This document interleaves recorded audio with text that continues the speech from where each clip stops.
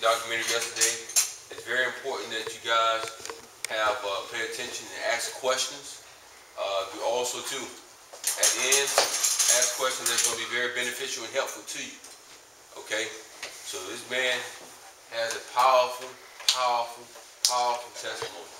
A powerful testimony. We're honored and privileged to have him in our presence, so he knows things that I don't know, experience things that I have not experienced. So what he has, please give your undivided attention, and maybe have questions. Definitely ask those appropriate questions, and we'll go from there. So let's give a round of applause for Eric Durham. Let's give a round of applause for Eric Durham. Thank you. All right, man. It's a pleasure, man, to be sitting here talking to you guys.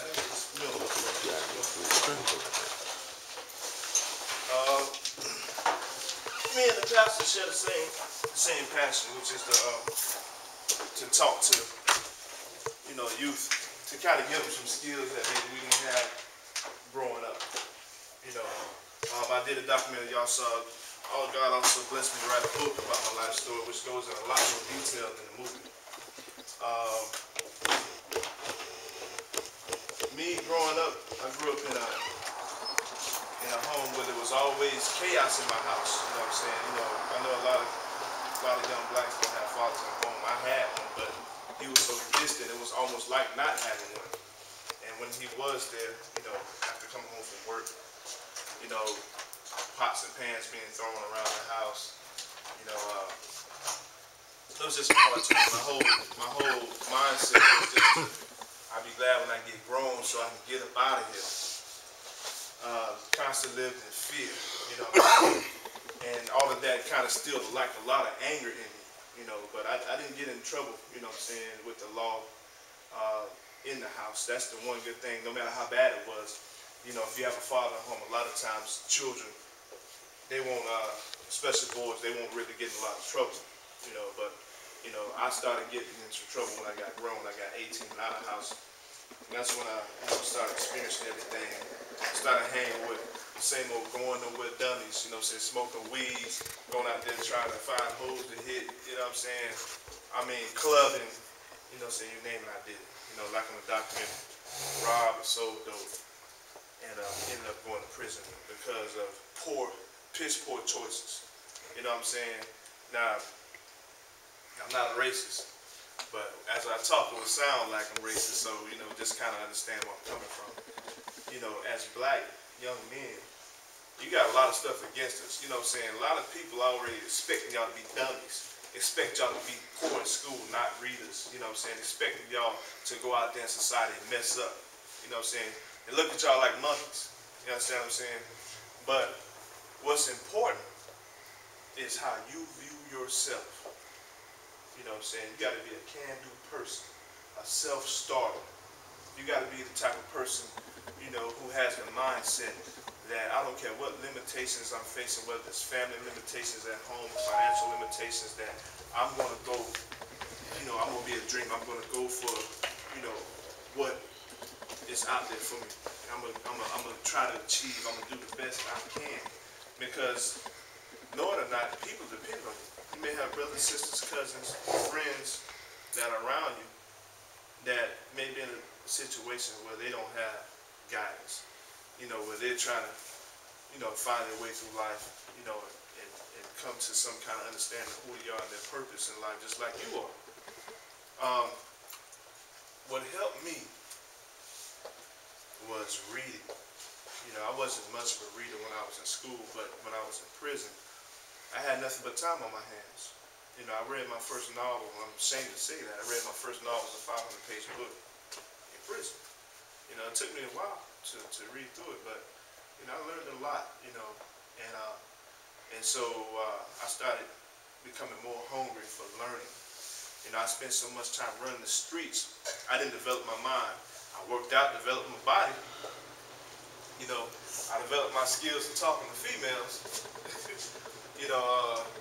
I developed my skills in rolling up weed, but I didn't develop my skills that, as far as my thinking skills, my critical thinking skills, skills that will help you in society, to go through life, become somebody.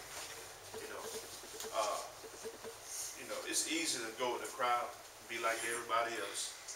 You know, but a lot of times we do that because of fear, because we don't want to get shut out. We don't want people looking down on us. You know, we want to be cool. You know what I'm saying? We don't want to feel lonely or like we're weird or awkward.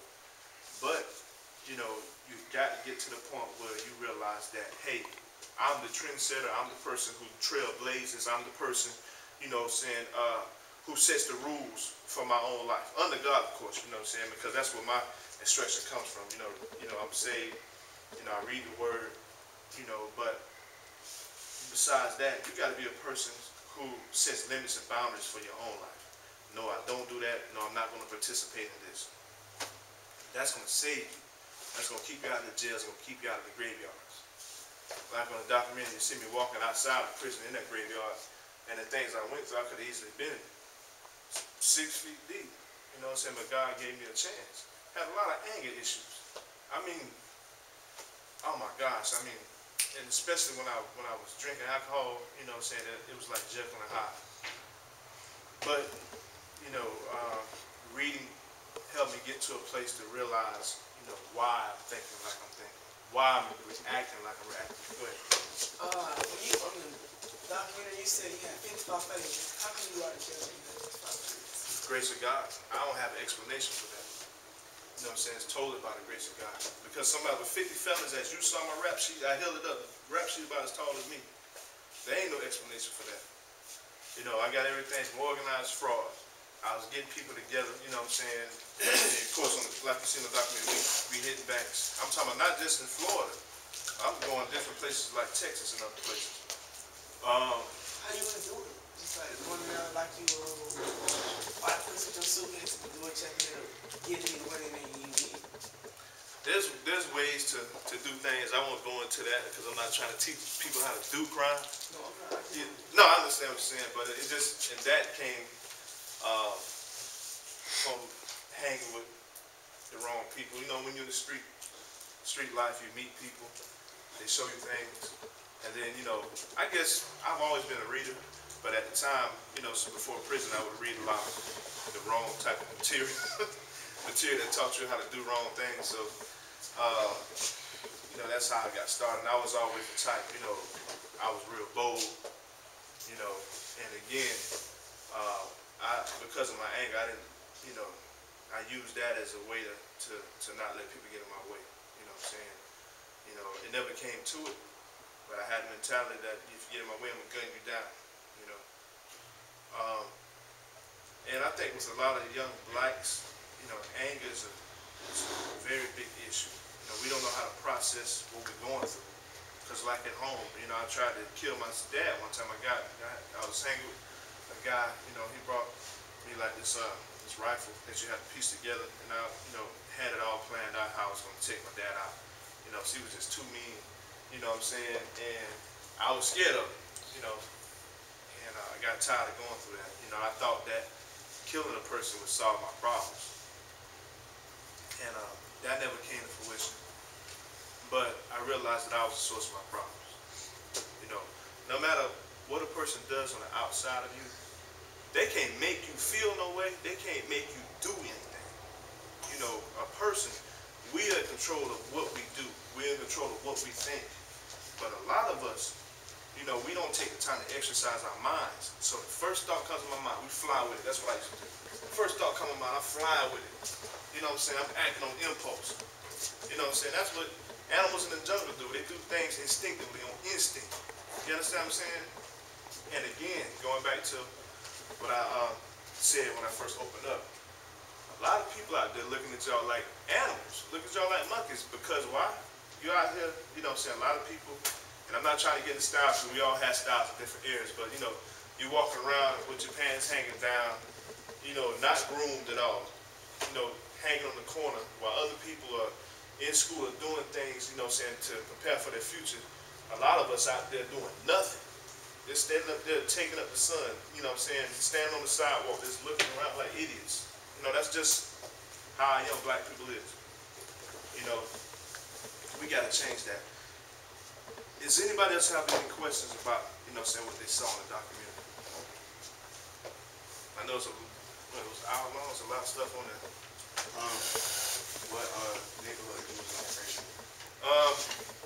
When I was a little kid, I was in Belma Heights, over there, Pasadena area. You know what I'm saying? Then it moved into Jackson Heights and then to Nucio. You know, so those are the areas. How old you was when you moved from Pasadena? I was a little boy. I was like maybe less, about 5 years old, something like that. How old you was when you stayed in Lucio? 16 until I got wrong. So you don't read there now? Probably about the same. I don't know a lot of people by name, but You read it up. You know Rick. I know of him. I don't know him personally. Yeah, I used to hang with him. I used to buy drugs from him. You know what I'm saying? So, I mean, there's so much temptation out there, and I'm glad you brought that up. You don't have to go far to get into something at all. And it seems, if you go out there and look at it, it would seem like everybody is doing something. I'm wrong, and it's almost natural, like, well, hey, this is my environment, I'm just going to roll with it. But that's being a father. And that's all I was. So I know in the documentary it might seem like I was a leader because I organized some people to cash checks, saying, or I do this and I do that. But even though I had followers follow me, I was yet a follower. I was doing what my circumstances dictated to me. Okay, this is the position you in. This is the family you were born in. This is what I want you to do. And that's what I did. Wasn't thinking, wasn't using my mind. You know what I'm saying? People get in trouble, they don't use their mind. Has anybody here been in trouble? Has anybody here been arrested? Who are you arrested for? Murder. Why did you do that? I did. You didn't break into nobody's house? Yeah. Why did you do that? You just rolling with it, wasn't it? No, it was just me. When I get my money, I like to split it. I do my myself. Right. How old are you? 15. And why did you need the money? Because she was capping with the money. I was getting in trouble in school. I like money. I had to do something to get it. Yeah. That's another thing. Appreciate that. Materialism. There's situations where, I actually needed money. I'm on the streets. Because of the lifestyle I lived, I ended up at one time being homeless, living in abandoned houses. You know what I'm saying? And I think that's reflected on the video too. And I felt the same way you felt. I need money, I gotta go get it. But you really did because you living at home. You say you just like having money. She wouldn't give me no money. So I was going to get it. Did you need money? Did you need money for clothes or for food when you eat? So you really didn't have to have it, but you want it. It's nice to have money. I understand that. But what I'm saying is, see, a lot of things we do in life, we do all based off of what we see everybody else have. Materialism. And that's what drives people to do a lot of crime. My whole thing is, if I get money, I can buy the fresh shoes, I can buy the fits, which will in turn make me more attracted to the girls, which I ultimately want. You know what I'm saying? That same logic. You know what I'm saying? So most of the things we do for that reason. I want to encourage y'all to start reading more. Start reading books on becoming about manhood. I didn't really have that example. I had a hard-working dad, but I didn't have anybody to really walk me by the hand to show me what being a man was. You know what I'm saying? Read books on self-growth, about accomplishing goals and dreams. Because a lot of times we invest our money on stuff that's passed away. Shoes, they hot for a minute. After a while, you wear the soles out, you got to buy more shoes. But when you invest in your mind, nobody can steal that from you. That's yours. You know what I'm saying? It helps you go to different levels. It even helps you, make more money. The same thing that we want to do. Be paid. Have money so we can have a good lifestyle, a good living for ourselves. There's something funny. It was floating around the internet. They said He said, if you want to hide something from a nigga, put it in a book, because a nigga won't read nothing. And I'm like, wow. When I read it, I was mad. First you called me a nigga, you know what I'm saying? And then past that, you know, there is a lot of truth to that statement. I don't know too many black folks that read anything, unless it's a magazine, you know what I'm saying, talking about some rims, talking about something stupid, or like when I was in prison, you know, they read a little more, but it was like westerns and romance novels, nothing that really built you up, you know.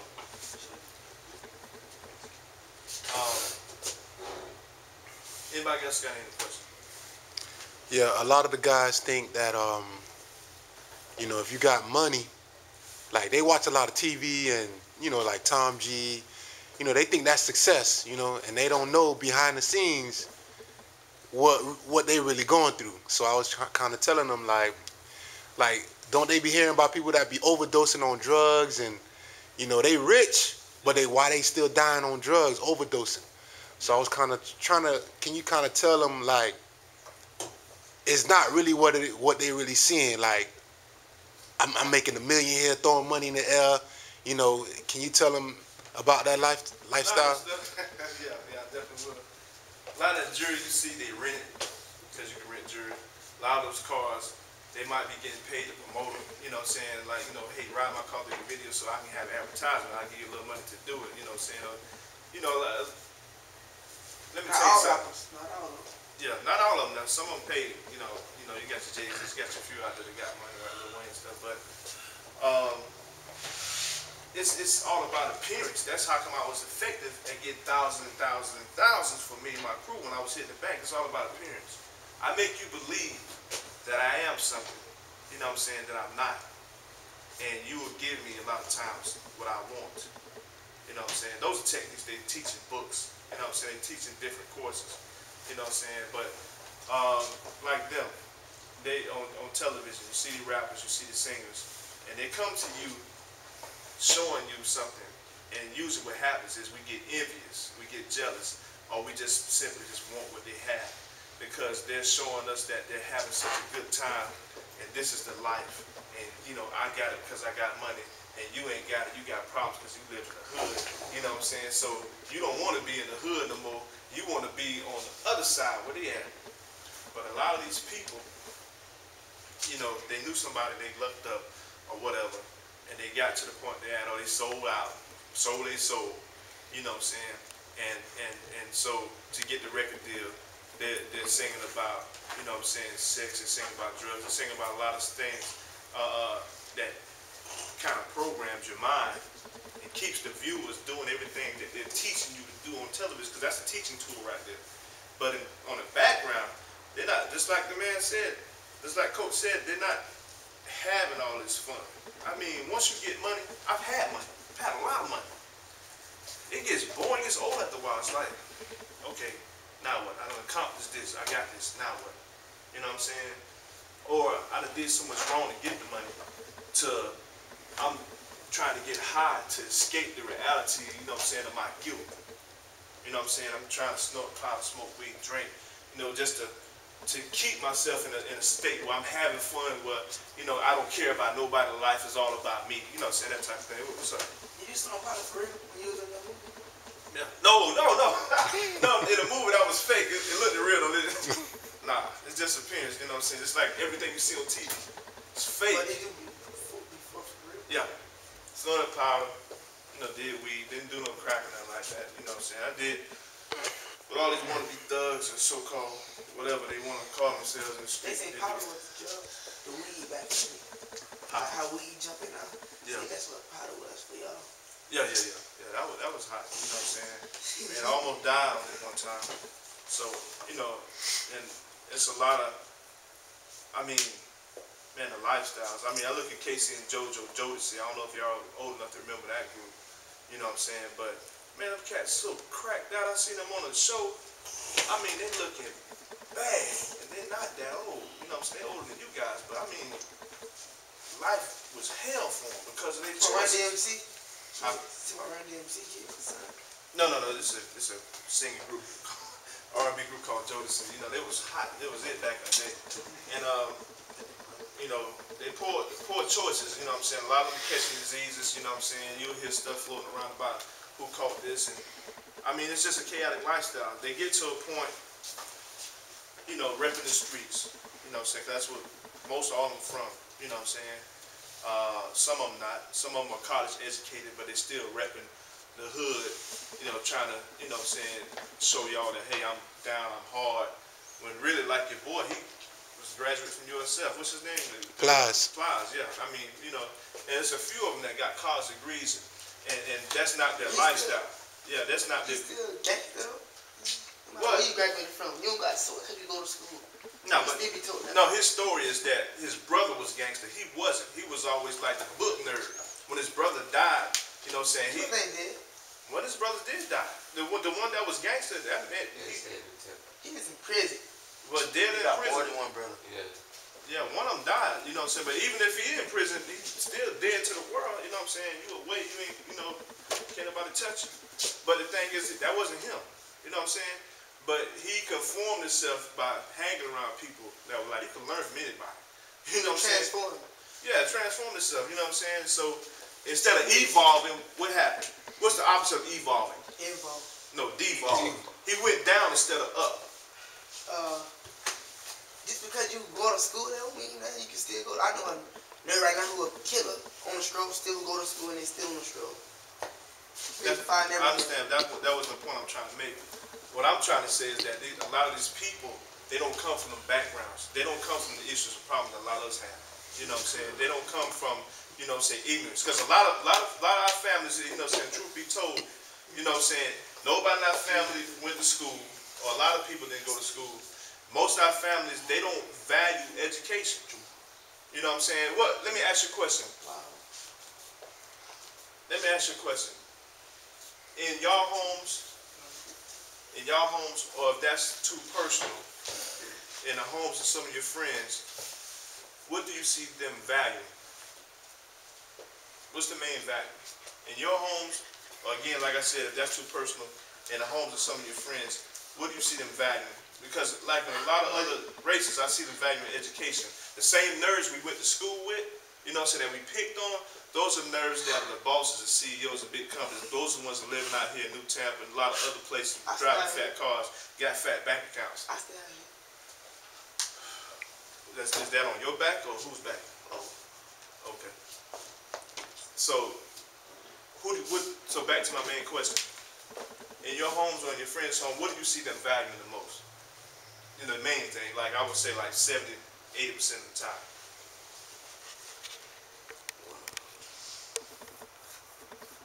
As kids or like parents? Yeah, it could be brothers, sisters, it could be parents, Education. it could be cousins. Kids these days be like even back in the day. No, I'm talking about your home. So you're saying that in the homes that you are in or that you know of, that they are valuing education over street life, over clubbing, Not all over of them. getting high. Most kids on the street. Most kids are out. Yeah. So you would be like more than 70% that's what you see. Like, not for me, you know what I'm saying? Like It's your friends, you yeah, hang around homeboys with. from the hood. Like, they value that street life, staying out late. Yeah, that was the same with me. Everybody I hung around, that's what they value. You know what I'm saying?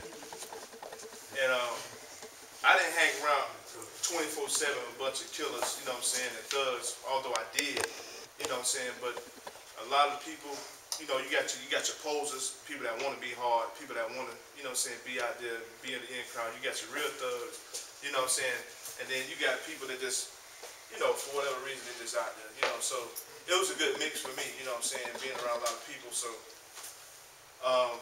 the main thing I'm trying to get at is this: you can't get anywhere in life valuing street life. You know, I know in this culture, you know, it's this, you know, I'm hard John Wayne, you know what I'm saying, you know, yeah, you know, that's old country dude, you know what I'm saying. It's like you know, yeah, that type of thing. You know, I'll kill you if you look at me wrong. You know, that type of thing. Yeah, I mean, I would rather have been that nerd in school, you know what I'm saying, who wasn't running the streets and who now has a good life, than the person who has 50 felonies like I have, and who is barely able, because the system shut me out economically, who's barely able to take care of his kids and his wife. Because when you get felonies, let me tell you something. My dad always told me this. When you're black, you got one strike against you already. You know, so I know it's integrated now. Y'all don't have to deal with the problems like I did, you know, the 60s and stuff. But there's still, you know what I'm saying, racism under the cover. You know what I'm saying? They still do lynchings out here. Yeah. So what's that telling you? You know what I'm saying? Just like my dad said, you already got this color skin, so in a lot of people's eyes in society that control things, that's a strike. If you get a record on top of that, what job you gonna get? A lot of times these people, because they can't get jobs, they go back to the street doing dirt. You know what I'm saying? So it's like a real revolving door. They making money off you. Every bed that you sleep in, however long you're there, they make money off it. The freaking prison system, man, they got shares in the prison system. It's publicly traded on the freaking stock market. People making money off your back. And a lot of people who go to prison, they the dummies. You know what I'm saying? They got there doing, you know, repping the block, going out there getting that chump change. When they could have been educating themselves, building their mind up, going getting degrees, making some real money. You making $500 a day and then work. That's about your whole paycheck in a week. Chump change is $500 a day. Go ahead, what you're saying? That's chump change. I got two. One statement that, like how I feel like them nerds that be in school or they in there, like doing all that work, they be miserable. Like the ones that I know, like Sherm, like nerds, they be miserable. And the other They don't get no fun like kid, like they don't have no fun. What do you do like for them? You got 50 felonies, like you can't get a job. I don't have a job now. So what you do? Anything I can grab. Anything that's fun. You know what I'm saying? I'm like, well, on the side I do printing work sometimes. Or, you know what I'm saying, like I had a job working with this one guy, I got blessed with that, taking pictures of houses, you know what I'm saying? If I had to pay my own gas, I'm driving all over the world, burning up my car. You know, and so, I mean, when I say anything, I mean anything I can grab literally. You know, that's what I do. Like burglary? No. Yeah, no, I mean, anything positive that I can grab is what I do right now. You know, because I got ostracized from the job market because of my background. Nobody trusts me. I don't care, you know, what type of involvement I've done. I don't care what kind of, just like I said on the video, I don't care what kind of education I get. It's hard enough for a person who doesn't have any kind of background to get a job. You know, this economy is just that bad, you know. So when I come up there with my little smiley face, my little shirt, my tie, when they check my background, I've got turned away time and time again. Now, is that going to stop me? That would stop the average person who hasn't evolved, who hasn't, you know, is invested in themselves, you know, who hasn't built themselves up. People who aren't people of faith. Let me tell you something. Just like when you asked me, I think what you asked me, you know, how I'm out right now with 50 felonies, that's the grace of God. I don't have an explanation for that. So, I'm surviving because of the grace of God. You know, how is the grace of God? It has the grace of God, and you was like not worshiping the devil, but you was the devil when you was doing it. Yeah, doing the work. Yeah, doing devil work. So then, how God? Not saying no, He forgive everybody, but 50 times. Come on. It's since you're on that subject, it's a story in the Bible, and the same situation was asked by, I think it was Peter, asking Jesus. They were walking. He said, well, how many times am I forgive this cat when they do some wrong to me? You know what I'm saying? 7 times? And Jesus said, nah, 70 times 7. So basically, if he's telling a man to do that, that's giving you a clue to his nature. He's a very forgiving God. You know, now, sometimes some people clock runs out. You know what I'm saying? That's just how it is. You know, you can't go through life doing wrong and expect to not get repercussions, you know what I'm saying, for what you do. Whether it's in prison, whether it's getting taken out of his life. But, you know, at your age, when you sit, you couldn't tell me that life didn't pay off. That life was fun. You know what I'm saying? I'm not going to sit here and sugarcoat anything. I had fun hitting holes. I had fun getting hot. I had fun robbing. I had fun selling dope. You know what I'm saying? I felt like I was some kind of little businessman. You know what I'm saying? I'm going over here, you know what I'm saying, with good with math. You know what I'm saying? Because you got to be kind of good with math, or you get better with math when you sell drugs. You know what I'm saying? So I'm weighing my stuff, doing this and doing that. You know, so it was all fun. But when the consequences came down, that wasn't fun. I mean, and the consequences were so severe and so heavy, and what I was faced was so heavy, it made all that like it was nothing. You know, now I'm 31 years old, just get out of prison. I went to prison when I was 27, still thinking I was 18, ripping around the streets. I don't have a pot to piss in. I don't have a window to throw it out of. You understand what I'm saying? I'm coming out to nothing. All that friends I had, all the girls I had, all that money I had, I don't have zero. You don't ever hear about some dope dealer, somebody retiring from selling dope, retiring from robbing a burglary, retiring from doing crime and being a thug. They usually end up broke, busted, disgusted, sick in their body. You know, it's usually a lot of war stories you hear and a lot of pain you hear in their voice when they tell those war stories. You know, and they try to build themselves up and make themselves feel good to relive the past when they talk about it. But when you listen to them carefully, you will hear the pain behind, like, I wish when I had a chance like you got, I made different choices. But the reality is, you got me, you got 1,000 other people like me. You know what I'm saying? You got, out of those 1,000, we have a few that come back to try to talk to people. You got some that just gonna do what they wanna do. You got some who will listen to me, and they'll be like, you know what, that brother right. I want a different life. I'm thinking wrong. You understand what I'm saying? The path I'm going on is not going to lead me anywhere. I'm going to end up being sleeping on a freaking park bench pushing a buggy if I keep this up. A lot of those people out there, you know what I'm saying, y'all think that this is crazy. A lot of those people didn't start out like that, pushing buggies, sleeping on the bench. You know, and we ever took the time to listen to one of them talk. And I've talked to a lot of people, even people on the street. And you hear them stories, you be like, oh man, that's how you got to this point.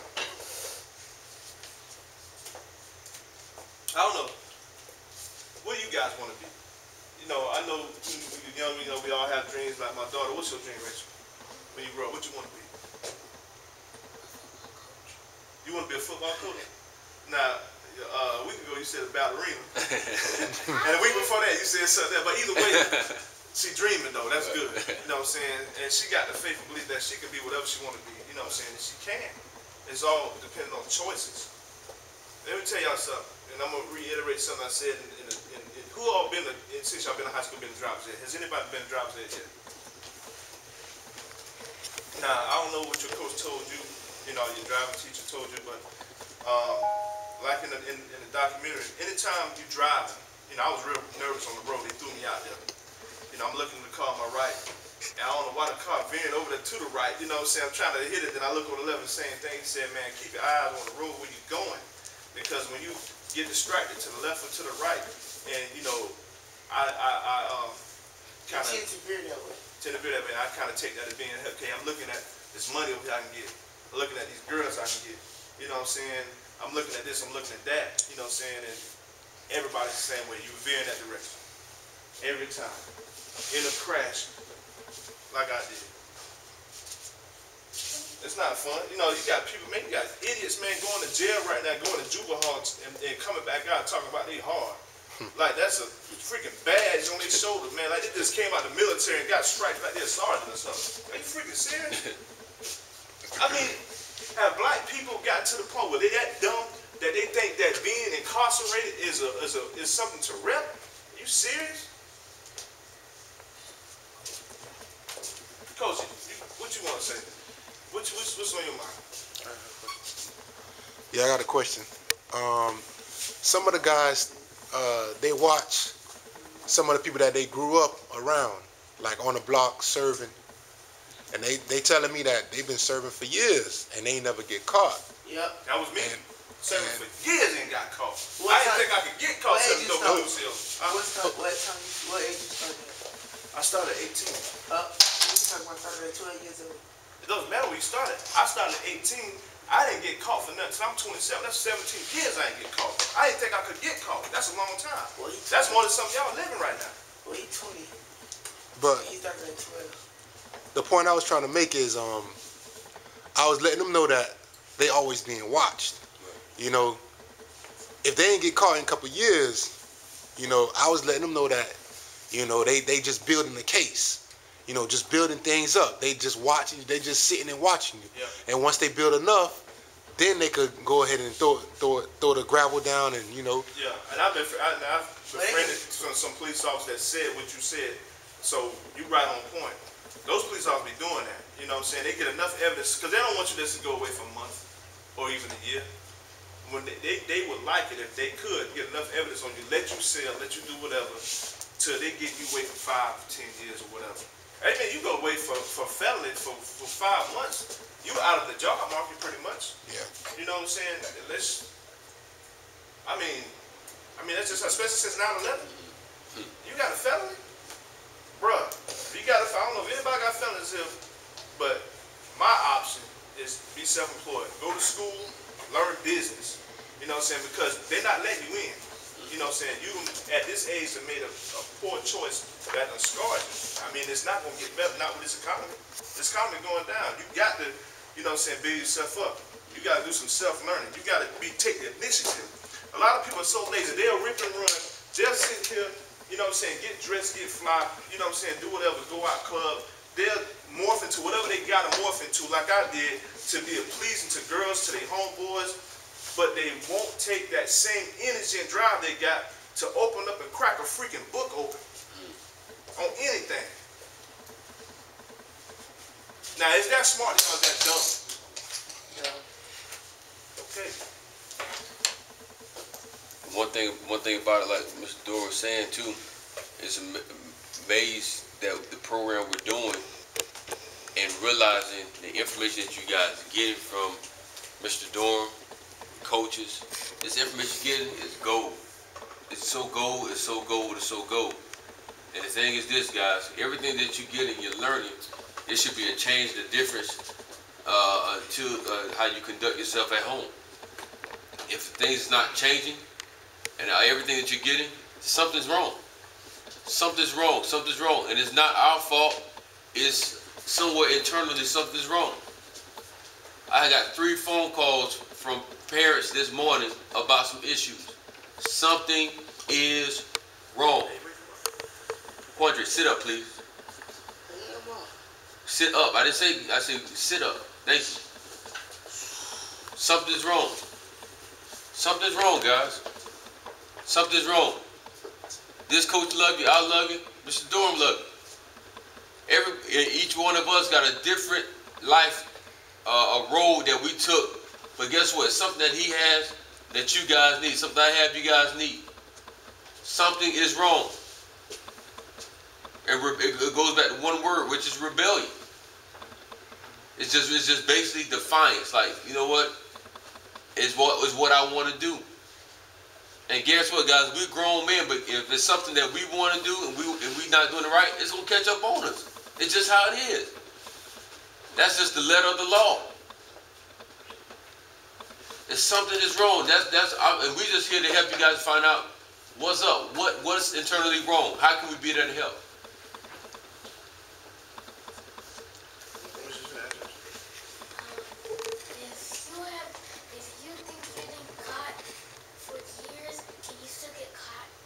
Yeah, it don't matter how long you get caught for. You can always get caught, especially if you stay in something that's long enough, you're gonna catch something. Yeah. That's good or bad. You know what I'm saying? If I practice good habits for a long period of time, you know, eventually good is gonna catch up with me. And he touched on something that kind of got me back on track because I was going to talk about attitudes and again it's going back to how we view things. You know, a lot of times when you go to school, everybody has attitudes. You know, like I said, I'm not trying to make it a thing, but when you go to school, usually you'll see our people, black people, have the worst, piss-poor attitudes about freaking everything in life. You know what I'm saying? Unless it's getting hot. Everybody, smiles come on everybody's face then, you know what I'm saying? But for everything else, how you treat your parents, how you treat your friends, you know what I'm saying? It's like bad. Nobody wants to deal with that. You know,